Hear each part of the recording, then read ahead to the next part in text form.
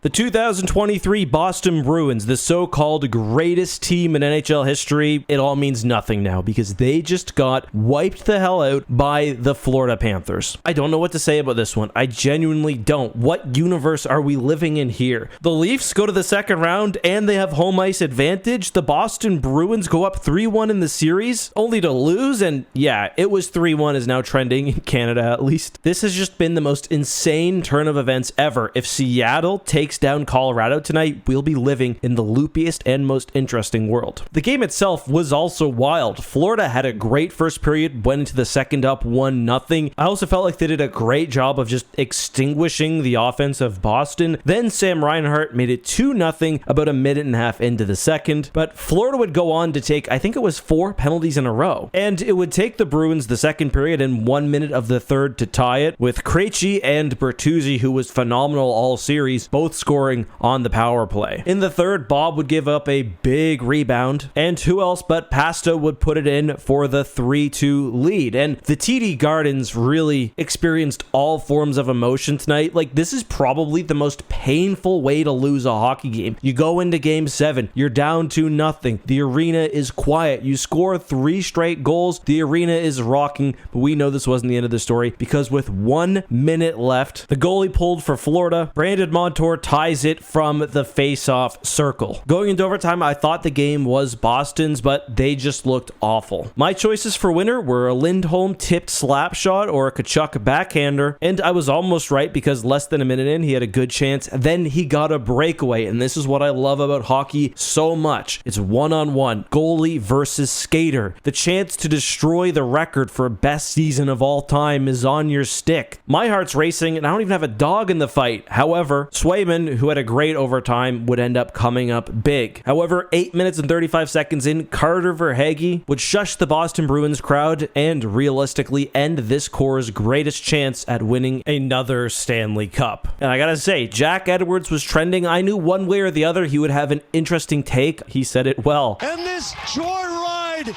ends in a Hindenburg-like ending. Just some final thoughts. I do have to wonder, and I suspect based on how he left the ice, this may be Patrice Bergeron's last NHL game. I completely understand it. He's 38, but to me, he's still got a lot of gas in the tank. Kind of weird. He came back, but he wasn't able to help the Bruins close out the series, and they had 3 shots, which takes me to my next question. We have to ask the serious question of whether the Toronto Maple Leafs curse has now jumped to a new host. But also, is this worse than the 2019 Columbus Lightning series? Tampa was a similar team to Boston that year. They tied Detroit for most wins in the regular season, and they lost to Columbus. The difference was they were swept. That's probably more embarrassing, but I think it's more painful to be up 3-1 in a series than not be able to close it out. But Boston fans, I know you're feeling it right now. Let me know what you thought about the game, how you're gonna move forward, and just your overall feelings down in the comments.